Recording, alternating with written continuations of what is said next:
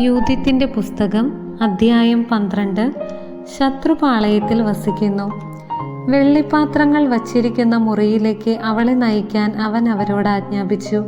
തൻ്റെ ഭക്ഷണ വിഭവങ്ങളിൽ ചിലതുകൊണ്ട് അവൾക്ക് വിരുന്നൊരുക്കാനും തൻ്റെ വീഞ്ഞു പകർന്നു കൊടുക്കാനും അവൻ കൽപ്പിച്ചു. അപ്പോൾ യൂതിത്ത് പറഞ്ഞു, എനിക്കത് ഭക്ഷിച്ചുകൂടാ, അത് നിയമവിരുദ്ധമാണ്. എനിക്ക് ഞാൻ കൊണ്ടുവന്നിട്ടുള്ള സാധനങ്ങളുണ്ട്. ഹോളോഫർണസ് പ്രതിവചിച്ചു, നിന്റെ പക്കലുള്ളത് തീരുമ്പോൾ ഞങ്ങളത് എവിടെ നിന്ന് കൊണ്ടുവരും? നിന്റെ ജനത്തിൽ ആരും ഇവിടെയില്ലല്ലോ. യൂതിത്ത് പറഞ്ഞു, നാഥാ, നിന്റെ ജീവനാണെ, കർത്താവ് എൻ്റെ കരത്താൽ നിർവഹിക്കാൻ ഉറച്ചത് ചെയ്യും വരെ നിന്റെ ദാസിയുടെ കൈവശമുള്ള സാധനങ്ങൾ തീരുകയില്ല.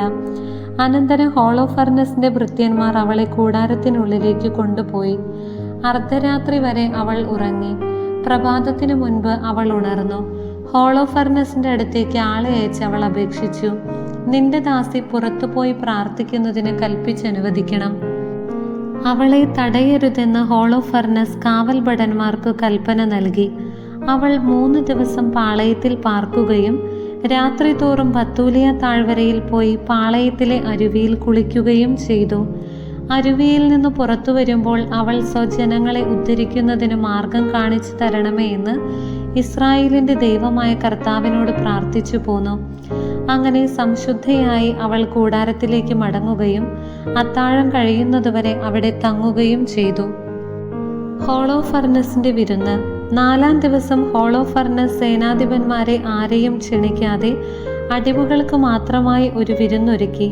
തൻ്റെ സ്വകാര്യ പരിചാരകനായ ഷണ്ഡൻ ബഗോവാസിനോട് അവൻ പറഞ്ഞു, നീ പോയി നിന്റെ സംരക്ഷണയിലിരിക്കുന്ന ആ ഹെബ്രായ സ്ത്രീയെ ഞങ്ങളോടൊത്ത് ഭക്ഷിക്കാനും പാനം ചെയ്യാനും പ്രേരിപ്പിക്കുക.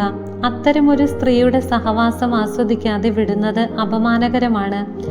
നാം അവളെ ആശ്ലേഷിക്കാതിരുന്നാൽ അവൾ തന്നെ നമ്മെ പരിഹസിക്കും.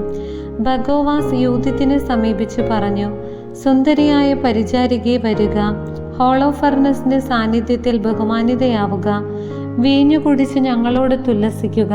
ഇന്നു നീ നബൂഖദ്നേസറിന്റെ ഭവനത്തിൽ സേവനം ചെയ്യുന്ന അസീറിയ പുത്രിമാർക്ക് തുല്യയായി ഭവിക്കുക. യൂതിത്ത് പ്രതിവചിച്ചു, എൻ്റെ യജമാനനെ നിരസിക്കാൻ ഞാൻ ആര്? അവന് പ്രീതികരമായതെന്തും ഞാൻ നിശ്ചയമായും ഉടൻ അനുഷ്ഠിക്കും. മരണം വരെ അതെനിക്ക് സന്തോഷജനകമായിരിക്കും. അവൾ എഴുന്നേറ്റ് തനിക്കിണങ്ങിയ എല്ലാത്തരം ആടയാഭരണങ്ങളും അണിഞ്ഞു. അവളുടെ നിത്യോപയോഗത്തിന് ബഗോവാസ് നൽകിയ മൃദുലമായ ആട്ടിൻതോൽ യൂതിത്തിന് ചാരിക്കിടന്ന് ഭക്ഷണം കഴിക്കേണ്ടതിന് ഹോളോഫർണസിന്റെ മുൻപിൽ ദാസി വിരിച്ചു. യൂതിത്ത് അകത്തു കടന്ന് അതിൽ ശയിച്ചു. ഹോളോഫർണസിന്റെ ഹൃദയത്തിൽ അവളെക്കുറിച്ചുള്ള അഭിലാഷം നിറഞ്ഞു. അവളെ സ്വന്തമാക്കാൻ അവൻ കൊതിച്ചു. ആദ്യമായി കണ്ടതു മുതൽ അവളെ കൊടുക്കാൻ അവൻ അവസരം പാർത്തിരിക്കുകയായിരുന്നു. ഹോളോഫർണസ് അവളോട് പറഞ്ഞു, കുടിച്ച് ഞങ്ങളോട് തുല്ലസിക്കുക. യൂതിത്ത് പറഞ്ഞു, പ്രഭോ, ഇപ്പോൾ ഞാൻ കുടിക്കും. എന്തെന്നാൽ ജനനം മുതൽ ഇന്നു വരെയുള്ള ഏതു ദിവസത്തെയുംകാൾ ഇന്ന് എനിക്ക് എൻ്റെ ജീവൻ വിലപ്പെട്ടതാണ്. അതിനുശേഷം തൻ്റെ ദാസി പാകപ്പെടുത്തിയിരുന്ന ഭക്ഷണപാനീയങ്ങൾ അവൾ അവൻ്റെ മുൻപിൽ വെച്ച് കഴിച്ചു. ഹോളോഫർണസ് അവളിൽ അത്യധികം പ്രസാദിച്ചു. ജീവിതത്തിൽ ഒരിക്കലും കുടിച്ചിട്ടില്ലാത്തത്ര വീഞ്ഞു കുടിക്കുകയും ചെയ്തു. അധ്യായം 13. ഹോളോഫർണസിനെ വധിക്കുന്നു. സന്ധ്യയായപ്പോൾ ഹോളോഫർണസിന്റെ അടിമകൾ വേഗം പിൻവാങ്ങി. ബഗോവാസ് യജമാന സന്നിധിയിൽ നിന്ന് സേവകന്മാരെയെല്ലാം വെളിയിലാക്കി കൂടാര കവാടം പുറത്തുനിന്നടച്ചു. വിരുന്നു നീണ്ടുപോയതിനാൽ ക്ഷീണിതരായ അവർ ഉടനെ പോയി കിടന്നു. കൂടാരത്തിൽ വീഞ്ഞു കുടിച്ചു മത്തനായി കിടക്കയിൽ കിടക്കുന്ന ഹോളോഫർണസിന്റെ സമീപം യൂതിത്ത് മാത്രം അവശേഷിച്ചു.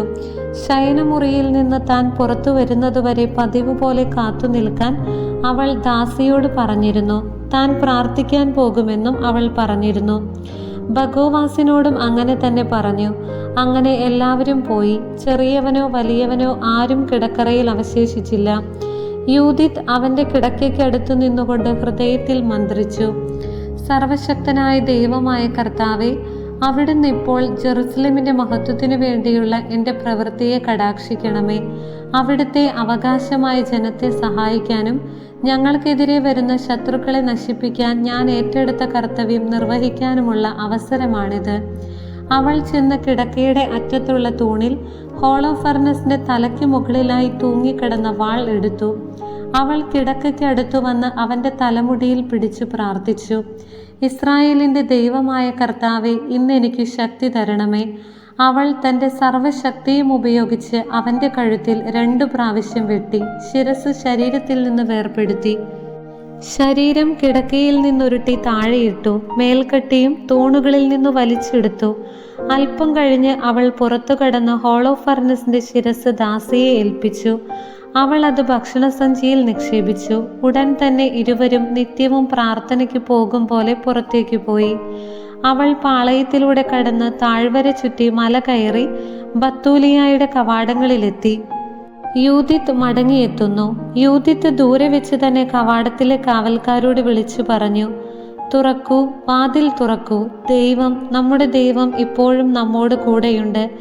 ഇസ്രായേലിൽ തൻ്റെ പ്രാബല്യവും നമ്മുടെ ശത്രുക്കൾക്കെതിരെ തൻ്റെ ശക്തിയും ഇന്നത്തെ പോലെ പ്രത്യക്ഷമാക്കുന്നതിനു വേണ്ടി തന്നെ.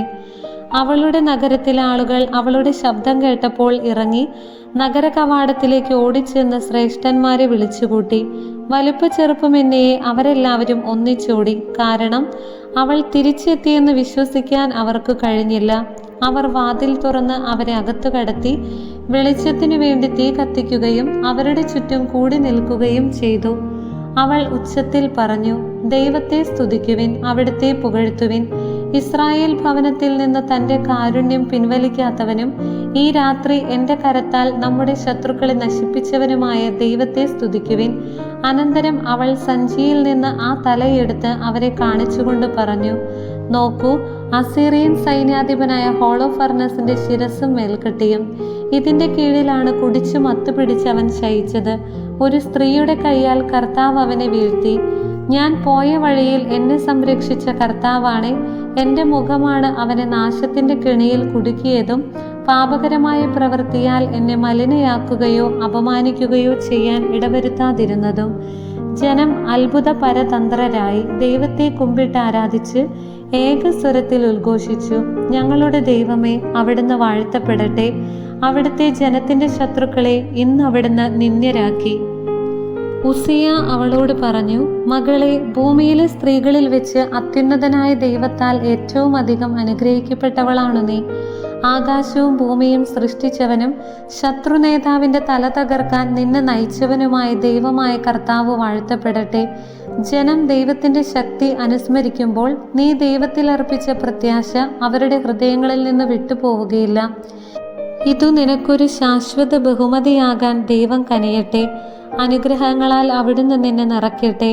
എന്തെന്നാൽ നമ്മുടെ ദേശം അപമാനിതമായപ്പോൾ നീ സ്വജീവൻ അവഗണിച്ച് ദൈവസന്നിധിയിൽ നേർവഴിയിലൂടെ ചരിച്ച് ശത്രുക്കളോട് പ്രതികാരം ചെയ്ത് നാശത്തിൽ നിന്ന് അതിനെ രക്ഷിച്ചു. അങ്ങനെ തന്നെ ജനം ഉദ്ഘോഷിച്ചു.